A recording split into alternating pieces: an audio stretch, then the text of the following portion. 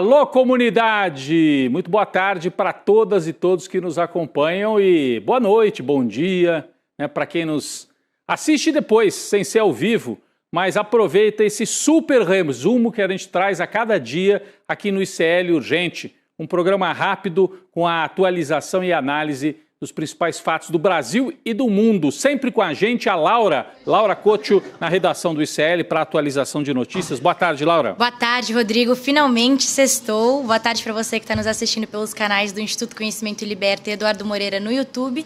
E muito boa tarde para você que está nos ouvindo pela Web Rádio São João, em Quixadá, e pela Rádio Cultural FM no Rio Grande do Sul. Vamos lá, Rodrigo. Vamos lá, Laura. Boa tarde para você que mora nesse país, já começa a se preparar para o voto de Alexandre de Moraes. Terça-feira, hein?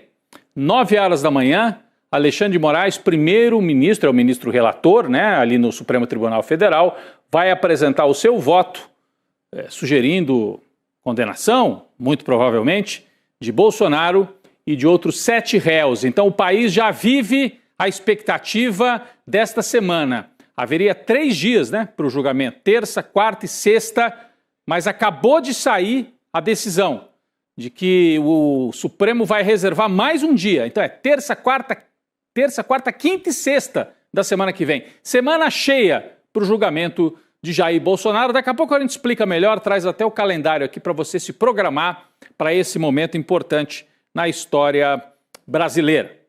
Mas enquanto o julgamento continua, a extrema-direita tenta cavar o projeto de anistia que a gente disse aqui ontem. O nome devia ser outro, não é anistia, é impunidade mesmo. Essa novela parece não ter fim. A oposição, capitaneada pelo partido do Bolsonaro, o PL, está disposta a gastar todas as fichas para tentar livrar o líder da extrema-direita, Jair Bolsonaro, da prisão, porque, segundo a PGR, ele é o chefe da organização criminosa que tramou um golpe de Estado. A novidade de hoje é a seguinte, presta atenção, hein? O líder do PL, Sóstenes Cavalcante, elaborou uma nova versão desse projeto de lei de anistia para os condenados de 8 de janeiro, que liberaria Jair Bolsonaro para concorrer também na eleição de 2026 e perdoaria todos os crimes desde o inquérito das fake news em 2019. É bom entender direito por que isso é tão importante. Veja, começaram falando que seria anistia para o golpe, agora já estão estendendo a anistia para qualquer crime que o Bolsonaro cometeu e querem inclusive liberá-lo da inelegibilidade para concorrer já em 2026. Laura tem mais detalhes sobre isso. Rodrigo, o projeto do deputado Sóstenes Cavalcante é o mais abrangente desde que começou essa discussão sobre a anistia na Câmara dos Deputados, porque ele retrocede até o início do governo Bolsonaro. A proposta prevê o perdão aos crimes do ex-presidente e volta ao inquérito das fake news, que foi criado em março de 2019 e deu início a todos os processos em andamento no STF que tem Jair Bolsonaro e os aliados dele como alvo. Até agora, a anistia em discussão tratava só de situações relacionadas aos ataques golpistas do 8 de janeiro. Mas o líder do Partido Liberal, Sóstenes Cavalcante, afirmou que só interessa ao partido uma anistia que inclua Bolsonaro. O Sóstenes ainda rechaçou a proposta apresentada pelo presidente do Senado, Davi Alcolumbre, que reduz as penas de condenados pelo 8 de janeiro, mas não inclui o andar de cima, os réus que estão sendo aí investigados pela trama golpista. Então, Laura, o Tarcísio entrou em campo essa semana, o governador de São Paulo, para conseguir essa anistia, para negociar a anistia, mas o truque do Centrão, né, Tarcísio e outros, seria assim, anistia para o Bolsonaro não ir para a cadeia, só que ele permaneceria inelegível para transferir os votos para o Tarcísio, né, sem poder concorrer e ficando fora da cadeia. Qual que é o truque agora do Sóstenes? Tá bom, já que vamos falar de anistia, abriu a porta, então agora passa tudo pela porta aberta, inclusive reverte a inelegibilidade. Se isso acontecer, o Tarcísio vão tirar o doce da boca do Tarcísio, porque ele quer Bolsonaro anistiado, mas inelegível, e o Sóstenes quer o Bolsonaro anistiado e elegível concorrendo em 2026. Sóstenes Cavalcante, o líder do PL, reafirmou que não vai haver discussão e votação sobre a anistia na próxima semana, quando a primeira turma do Supremo Tribunal Federal retomará o julgamento de Bolsonaro. Né? Ou seja, ele está dizendo assim, nós somos até bonzinhos não vamos discutir isso por enquanto. Deixa terminar o julgamento, é o mínimo, né? Mas é um absurdo, é um assinte, é um tapa na cara da democracia brasileira se eles tentarem avançar com esse projeto. Quem também não larga a mão da anistia é a própria família Bolsonaro. O Eduardo, deputado federal que fugiu para os Estados Unidos com medo de ser preso, né, afirmou hoje que um projeto de impunidade que não contemple Jair Bolsonaro não terá apoio da direita. Está aqui na manchete da Folha de São Paulo. Eduardo Bolsonaro diz que só aceita anistia ampla e restrita se ela incluir também o pai dele, né?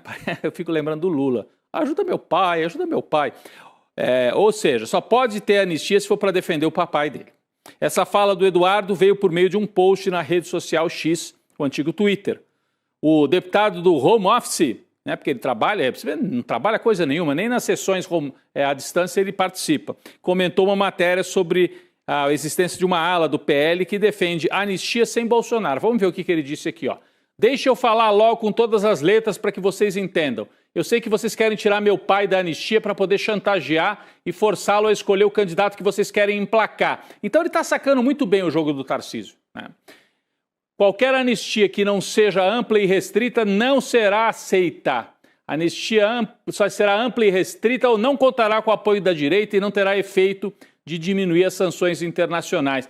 Esses planinhos escusos de vocês não irão prosperar. Olha o vocabulário.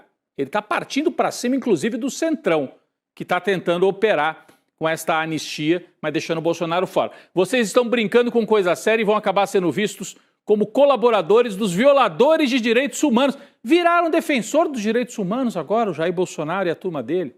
Curiosamente, né? Precisou passar por tudo isso para eles defenderem o que está na Constituição brasileira, que é a defesa dos direitos humanos, que, por sinal, não estão sendo violados no caso desse julgamento, que é um julgamento que ninguém é levado para a sala de tortura, como o Jair propõe, ninguém vai para a mão do Ustra, que é um torturador que o Bolsonaro adora e que o Eduardo usava até a camisa do Ustra, torturador de mulher grávida, é o herói dessa gente. E agora vem falar de direitos humanos? Não tem tortura, não tem morte, não tem desaparecimento de corpo. É um julgamento feito na democracia. Mas não é só a extrema-direita que quer anistia, o Centrão também está de olho. Em entrevista à Folha de São Paulo, Ciro Nogueira, presidente do Progressistas e um dos caciques aí mais importantes do Centrão, é Ciro Nogueira, Arthur Lira e Kassab, né? São os três grandes nomes. Ele disse que há um clima propício para levantar a bandeira da anistia. Segundo ele, a aprovação do projeto passou a ser uma possibilidade depois de uma declaração de Luiz Roberto Barroso, presidente do STF. O Barroso disse que não existe anistia antes do julgamento, mas que depois do julgamento passaria a ser uma questão política. A fala foi interpretada pelos bolsonaristas como um aceno, mas como a gente já trouxe ontem, o próprio Barroso já esclareceu, disse que em nenhum momento defendeu a ideia de anistia, nem antes nem depois do julgamento que ainda está acontecendo. De outro lado, o líder do Centrão não tem muita esperança de Jair concorrer em 2026. Laura, explica melhor para a gente essa entrevista do Ciro Nogueira. Eles querem o que seria uma anistia sob encomenda, né? Para parecer que eles estão ajudando o Bolsonaro, ficar com os votos bolsonaristas, mas não permitir que o Bolsonaro concorra na eleição, não é isso? Rodrigo, é porque mesmo sendo um dos articuladores da anistia, o Ciro Nogueira reconhece que é difícil reverter a inelegibilidade do ex-presidente Jair Bolsonaro. Segundo ele, os filhos do Jair vão apoiar quem o pai indicar a presidência em 2026. Mesmo que o Eduardo, o Carlos, o Flávio e o Renan fiquem fazendo essa birra, como a gente tem visto nos últimos dias, nas últimas semanas, né? Além disso, o Ciro Nogueira defende que a escolha seja feita em janeiro do ano que vem. Para o chefe do PP, o Tarcísio é o mais preparado para herdar o capital político do Bolsonaro, Rodrigo. Então ele diz assim, é difícil reverter a inelegibilidade. Porque é isso. A encomenda do Centrão é a seguinte: perdoar o Bolsonaro para ele não ir para a cadeia. Com isso, o Bolsonaro apoia o candidato que o Centrão quiser. O Eduardo, vocês viram o Twitter que eu mostrei aqui. O Eduardo já disse, é o joguinho sujo de vocês. Então, é o jogo do Ciro Nogueira, do Tarcísio, de uma parte do Centrão. O Ciro Nogueira quer ser o vice do Tarcísio. Por isso que ele defende tanto Tarcísio presidente. Seria Tarcísio para presidente, Ciro Nogueira assim, representando o Nordeste, onde o bolsonarismo não tem tanta força, como vice nesta chapa, né? Ainda sobre Ciro Nogueira, o cacique da direita ficou animado com o desembarque do partido dele do governo Lula. Afirmou que agora há um projeto vencedor aí no horizonte. Nas palavras de Ciro Nogueira, abre aspas, a gente está vendo o Porto Seguro logo ali em 2026. O problema é que o Centrão quer tudo. Quer sair do governo e, ao mesmo tempo, quer continuar com os cargos, inclusive cargos importantes, Caixa Econômica Federal. Aí eles não abrem mão, né? Pelo menos é isso que está acontecendo com um dos ministros que representa justamente essas forças do Centrão. Não é, Laura? É isso, Rodrigo. A gente está falando do Celso Sabino, o parlamentar do União Brasil que ocupa o Ministério do Turismo no governo Lula. O que está acontecendo é o seguinte, nos últimos dias o Sabino procurou integrantes da cúpula do União Brasil, aliados no Congresso e colegas do governo para tentar permanecer no cargo de ministro do Turismo. Vale lembrar que quando a Federação União Brasil Progressistas anunciou o desembarque do governo, ficou decidido que os políticos que ocupam cargos na esplanada devem deixar os postos até o fim de setembro. Caso contrário, eles podem ser expulsos do partido. Só que o Celso Sabino argumenta que ficar no governo vai fortalecer a candidatura dele no ano que vem, quando ele pretende disputar uma vaga no Senado. Então, Rodrigo, o Centrão tem que decidir aí, né? Se sai do governo de uma vez, se volta atrás, o meio termo não vai funcionar, né? O famoso ou vai ou racha. O Centrão, olha, Laura, para pessoas normais não funciona, mas o Centrão tenta se equilibrar dessa forma, né? O Celso Sabino quer ser candidato a senador pelo Pará. E aí no Pará tem maioria de eleitorado lulista. Então ele é filiado a um partido de direita, que é de oposição agora ao Lula, mas ele quer ser candidato a senador no Pará com apoio do Lula. Então é isso, eles querem fazer a chamada quadratura do círculo. Será que vai funcionar? Para alguns talvez até funcione. E o Lula até quer manter alguns do Centrão e do União Brasil perto dele, para garantir alguns votos a mais na Câmara e no Senado. É o caso do Alcolumbre e desse Sabino, que é ministro do Turismo. Bom, Tarcísio não quer nem esperar o corpo esfriar. O corpo do Bolsonaro esfriar no túmulo da política, né? O governador de São Paulo, antes mesmo do julgamento se concluir, antes mesmo do Bolsonaro ir em cana, porque já está na hora de já ir em cana, né? Antes mesmo do fim do julgamento, começou a avaliar opções para uma chapa nas eleições presidenciais do ano que vem. Presta atenção nessa manchete. Está na Folha de São Paulo, um jornal que inclusive é simpático ao Tarcísio. Olha a manchete. Tarcísio já avalia perfil de vice, enquanto Centrão, ex-ministros e Michele disputam o posto. Então tem, por exemplo, Ciro Nogueira, gostaria de ser vice do Tarcísio. A família Bolsonaro, se fechar um acordo, quer indicar o vice, para ficar ali na pressão, na chapa. Se o Tarcísio, né, escorregar, eles podem se voltar contra ele e, tendo a vice, aumenta a capacidade ali de pressão.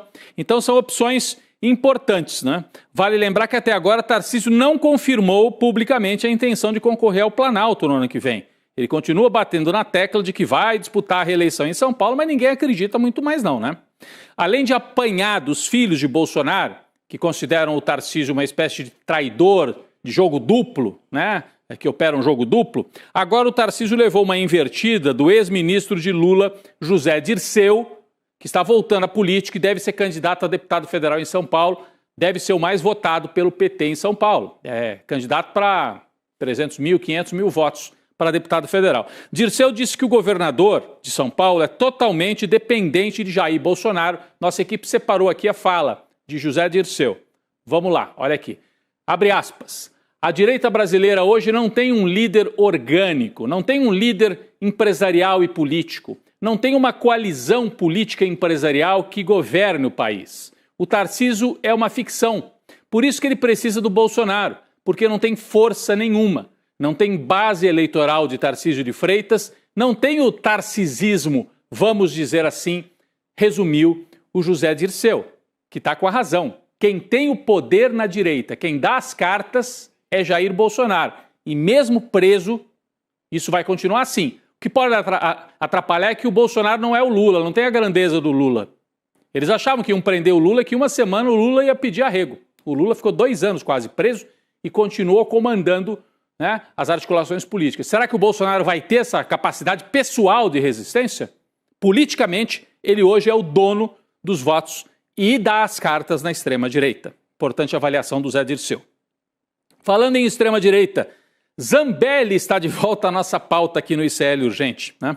A Comissão de Constituição e Justiça da Câmara dos Deputados marcou para a próxima semana os primeiros depoimentos das testemunhas de Carla Zambelli na análise do processo que pede a cassação da deputada. É incrível que ela ainda esteja com o mandato, ela está licenciada, mas a cassação está sendo avaliada. Na próxima quarta, dia 10, está prevista uma oitiva do hacker Walter Delgatti, que foi condenado na mesma ação em que a deputada foi condenada por invadir o sistema do Conselho Nacional de Justiça. Você lembra do hacker? Aqui, ó, o hacker, ó, né?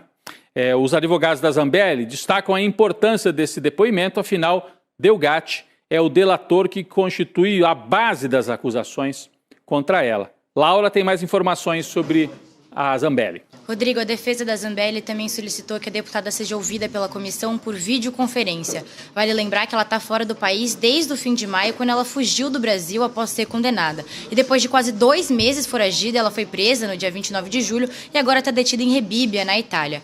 Os advogados da Zambelli também pediram uma cariação entre a Zambelli e o hacker Walter Delgatti, mas essa solicitação foi negada. A parlamentar também indicou outras testemunhas, entre elas o ministro da Defesa Paulo Sérgio Nogueira, que é alvo no julgamento do STF por tentativa de golpe de Estado. Vamos aguardar. Então, semana que vem, começa aí o processo de cassação do mandato da Carla Zambelli, enquanto ela segue presa lá na Itália. Importante notícia desta sexta-feira. Atenção, hein? Dia 5 de setembro de 2025. Na tarde de hoje, agora há pouquinho, o ministro Alexandre de Moraes pediu para Cristiano Zanin, que é o presidente da primeira turma do STF, marcar sessões extras para o julgamento da ação penal da trama golpista. As próximas sessões já estavam marcadas, né, para terça, quarta e sexta. Só que o Moraes solicitou mais um dia. Ele solicitou que o julgamento também ocorra na quinta-feira, dia 11 de setembro. A atualização de agora é que o ministro Cristiano Zanin confirmou estas sessões extras exigidas por Moraes, que vão ocorrer na manhã e na tarde da próxima quinta-feira. Vamos dar uma olhada primeiro na agenda, como é que ficou, para você entender como é que fica essa agenda da semana que vem. Olha, aqui é o mês de setembro, né, a folhinha, né, como a gente dizia antigamente, dias 2 e 3 já foram, né, as falas dos advogados e tal, isso já foi. Semana que vem, dia 9, terça-feira pela manhã, Alexandre de Moraes dá o voto dele, que deve durar de 3 a 4 horas, a manhã inteira de voto do Xandão. À tarde, na terça-feira, outros ministros votam. Na quarta-feira, dia 10, seguiria a votação para concluir os votos. Por algum motivo que a gente não entende ainda bem o quê, o Alexandre de Moraes pediu a inclusão do dia 11, quinta-feira, e aí pediu que seja de manhã e à tarde. E o Zanin confirmou sessões de manhã e à tarde na quinta. E na sexta, uma sessão pela manhã, se for necessária. Por que será que ele pediu? Provavelmente Alexandre de Moraes já está prevendo que podem haver debates. Então não vai ser só leitura de voto. Então um ministro fala, o outro pede um esclarecimento, faz uma parte, e isso pode alongar as sessões. É o que a gente supõe. Está aqui o pedido, ó. Aliás, não é o pedido, aqui já é o despacho, né? O Alexandre de Moraes trata-se de ação penal em face de Alexandre Ramagem, Garnier, enfim, a turma do Núcleo 1. Solicito ao excelentíssimo presidente da primeira turma o agendamento de novas sessões complementares para a realização do julgamento, a serem realizadas na quinta, dia 11/9. E aí o Zanin já respondeu e disse, cumpra-se, vai ter sessão extra, então prepare aí a pipoca, porque é semana inteira de julgamento. Pelo menos o Alexandre de Moraes está assim prevendo. Deve ter colhido junto aos colegas que eles querem debater. Provavelmente vai ter debate sobre vale a delação do Mauro Cid ou não vale? Esse é um debate que pode ser longo, hein? Vale ou não vale? Pode ser uma questão prévia. O Fux pode levantar isso. Em vez de pedir vistas, pedir esclarecimentos. Pode ser que se debata, nós vamos juntar aqueles 2 crimes que são correlatos, golpe de Estado e abolição violenta do Estado de Direito? Vamos juntar num só? Provavelmente não, porque foram 2 crimes imputados para os 700 que foram condenados já pela invasão da Praça dos Três Poderes. Mas tudo isso vai provavelmente ocupar muito tempo. Essa é a previsão do Alexandre de Moraes. Portanto, semana inteira, sessão extra para julgar Bolsonaro. Na semana que vem, a semana mais importante do ano para a democracia brasileira. 4 dias de julgamento previstos para a semana que vem. Pessoal, hoje o presidente Lula recebeu para um almoço comandantes das 3 Forças Armadas. Olha aí o Lula com os militares. Também participaram do evento o ministro da Defesa, José Múcio, e os chefes militares das primeiras gestões de Lula. Então ele fez ali um petit comité com muitos militares. O encontro foi sugerido por Múcio há cerca de 40 dias como um esforço de aproximação com a cúpula das Forças Armadas, que está machucada, como eles dizem, porque tem general no Banco dos Réus, tem general preso, tem almirante no Banco dos Réus, né? Só a aeronáutica que escapou, porque o chefe da aeronáutica foi o que foi mais firme contra o golpismo, né? Mas a data para essa reunião que aconteceu hoje foi definida por Lula e coincide com o momento em que chefes ou ex-chefes das Forças Armadas são julgados pelo STF. Estou falando do Almir Garnier, né? Estou falando do Paulo Sérgio Nogueira, estou falando do general Heleno, estou falando do general Mário Fernandes, que não está sendo julgado no núcleo 1, mas vai ser julgado nos próximos núcleos e está preso também. Então, é um monte de general, coronel, tenente-coronel, né? Outra coincidência, o almoço foi marcado às vésperas do desfile de 7 de setembro, celebração do Dia da Independência. Nesse ano, o mote será Brasil Soberano, como uma resposta às interferências do governo dos Estados Unidos na economia e no judiciário do Brasil. Laura tem mais informações sobre os preparativos para o 7 de setembro. Laura. Rodrigo, como a gente tem discutido aqui no ICL Urgente nas últimas semanas, o 7 de setembro, Dia da Independência, caiu bem no meio da fase final do julgamento da trama golpista. Se é coincidência ou ironia do destino, eu não sei. Mas o fato é que, por conta disso, a segurança do presidente Lula e do Palácio do Planalto vai ser redobrada durante o desfile de 7 de setembro em Brasília. Entre os protocolos que integram o chamado Plano Escudo, está um efetivo de centenas de homens e um monitoramento de 2 manifestações previstas para o domingo. Uma favorável ao ex-presidente Jair Bolsonaro e outra em apoio ao presidente Lula. Além disso, durante o desfile, a segurança presidencial vai ganhar reforço de drones. Isso porque no começo da cerimônia, o Lula vai desfilar em carro aberto. A tribuna presidencial, onde o Lula vai estar com ministros do governo e autoridades dos 3 poderes, também vai ter uma revista química e antibomba já no sábado. E a tribuna também vai passar a noite sob guarda do GSI, Rodrigo. Então, uma revista detalhada na noite de sábado, amanhã, né? Tem revista química para ver se não tem nenhum produto ali e tal, antibombas, e aí, depois da revista, fica sob a guarda do GSI. Eu tenho o maior medo do GSI, porque tem de infiltrado bolsonarista ali, mas de toda maneira, o governo está tendo esse cuidado com a segurança do presidente Lula, que é muito necessária mesmo. Noticiário internacional importantíssimo e interessa para nós aqui no Brasil, hein? O governo Milei está indo para o buraco na Argentina, depois dos escândalos de corrupção envolvendo a irmã do presidente argentino. O Congresso derrubou pela primeira vez um veto de Milei. O que quer dizer isso? O Congresso aprova uma lei, o presidente pode vetar, é assim no Brasil, é assim na Argentina. O presidente pode vetar a lei, aí o Congresso pode derrubar o veto. E foi isso que pela primeira vez no mandato do Milei aconteceu. Isso significa perda de apoio no Congresso argentino. Parece que alguém está perdendo a governabilidade entre os hermanos, não é isso, Laura? Rodrigo, o negócio está bem feio para o não tão hermano Milei na Argentina. Nessa semana, o Senado do país reverteu por 63 votos a 7 o veto do presidente Milei contra uma lei que concede mais recursos a pessoas com deficiência. Depois da decisão, vários argentinos foram às ruas comemorar.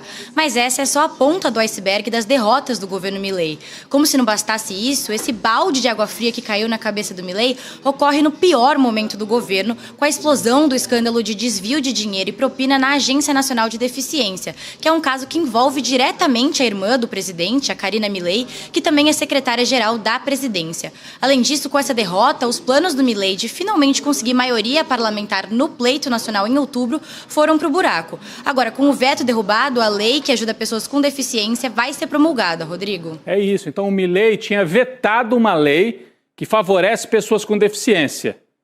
E, justamente, esta área de pessoas com deficiência, secretaria, né, que faz compras de produtos, de medicamentos para as pessoas com deficiência, é onde haveria corrupção comandada pela irmã dele. Então ele sofre uma derrota que tem tudo a ver com a corrupção também. É muito simbólica a derrota sofrida pelo Milei, que é apontado como um grande exemplo pelo Tarcísio do que ele gostaria de fazer no Brasil. Será que ele vai nomear a irmã e vai cobrar propina abertamente? Como está fazendo o Milei lá na Argentina? né? Ainda no noticiário internacional, mas do outro lado do planeta. Pela primeira vez desde o início da guerra, o presidente da Rússia, Vladimir Putin, convidou... Olha só essa, hein? Olha só essa. O Putin convidou o Zelensky para uma reunião em Moscou. Putin prometeu segurança e disse que está pronto para um encontro do mais alto nível. Você, se fosse o Zelensky, toparia ir lá para um encontro com o Putin? Lá na capital russa? Sei não, hein? O Putin também disse que não há razão para tropas da OTAN estarem na Ucrânia e que a potencial adesão do país, da Ucrânia, à aliança, a OTAN, é completamente inaceitável. Para a Rússia, uma das exigências que ele faz para terminar a guerra é a Ucrânia abrir mão de entrar para a OTAN. Ao que tudo parece, a guerra, que já dura mais de 3 anos, está perto de acabar. Só não sei se o Zelensky vai topar assinar ou fazer acordo sentado lá dentro do Kremlin. Eu acho que ele vai preferir um país mais neutro, onde ele não corra muitos riscos, vamos dizer assim, né? Olha, voltando para a América Latina, alerta total na região do Caribe. O governo Trump ordenou o envio de 10 jatos de guerra para o Caribe. Está aqui na manchete do G1 de agora há pouco. O governo Trump envia 10 jatos F-35 ao Caribe numa escalada de tensões com a Venezuela. Segundo a apuração da Reuters, a agência internacional, o objetivo é realizar operações contra cartéis de drogas. É o novo, né? É o novo armas químicas. Usaram isso para invadir o Iraque na época do Saddam Hussein. Agora tudo é droga, droga, droga. Onde mais se consome droga no mundo é nos Estados Unidos, né? Mas agora estão colocando armas aí para ameaçar a Venezuela. Esses caças, esses aviões poderosíssimos, serão direcionados à base aérea dos Estados Unidos, que fica em Porto Rico. E Porto Rico, você sabe, é um estado associado aos Estados Unidos e que fica ali, é parte da América Latina, né? Mas é dominado pelos Estados Unidos, bem perto da região onde navios de guerra dos Estados Unidos já estão mobilizados. Ou seja, ali às portas da Venezuela. Eles devem chegar até o fim da próxima semana. O episódio ocorre 3 dias após os Estados Unidos atacarem um barco que, segundo Trump, transportava quantidades massivas de drogas da Venezuela.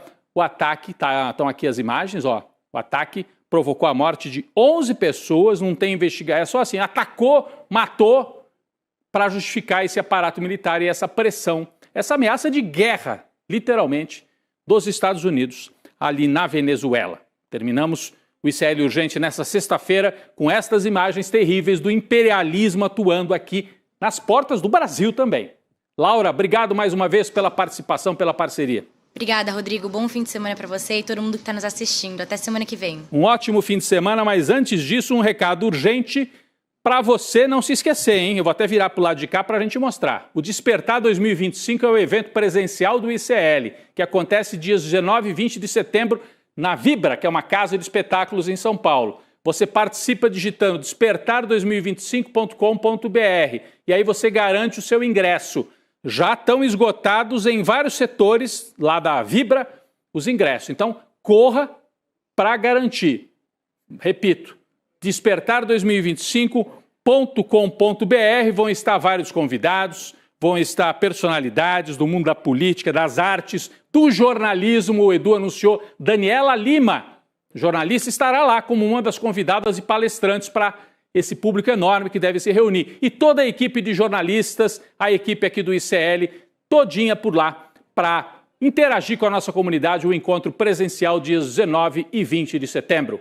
Pessoal, o ICL Urgente fica por aqui, você continua com a gente, porque a Roberta Garcia e o Chico Sá estão chegando para o N2 e daqui a pouco eu também estarei por lá. Valeu, ótimo fim de semana e fiquem com a gente no N2. Ano passado estava lotado, mais de 4.000 pessoas vibrando com Serginho Grosman, Renato Freitas, Fátima Bernardes, Mocotó, Bela Gil. Eu me arrepio só de lembrar. E esse ano, em 2025, a gente vai fazer um evento ainda maior. Nunca foi tão necessário reunir as pessoas, conversar sobre as mudanças que o mundo está passando. E a gente reuniu o maior conjunto de nomes para se apresentar nesse palco. A gente vai ter aqui, esse ano, o Miguel Nicoleles para falar de inteligência artificial, a Marina Silva para falar da questão do meio ambiente, Frei Beto, Leonardo Boff, a ativista Leida Guevara, filha de Che Guevara. A gente vai ter aqui também palestras com os nossos especialistas de marketing, de negócio, de redes sociais, falando sobre as transformações que estão acontecendo no acesso às redes, na comunicação. Vai ser espetacular. E a gente vai ter muita diversão também, com Margareth Menezes, com Leone e com vários outros artistas que novamente vão botar a casa para tremer, vão botar as pessoas para dançar, as pessoas vão se abraçar, vão abrir sorrisos tão raros hoje em dia e juntos a gente vai começar a revolução necessária aqui no Vibra São Paulo. Um momento que vai ficar guardado nas páginas da história desse país.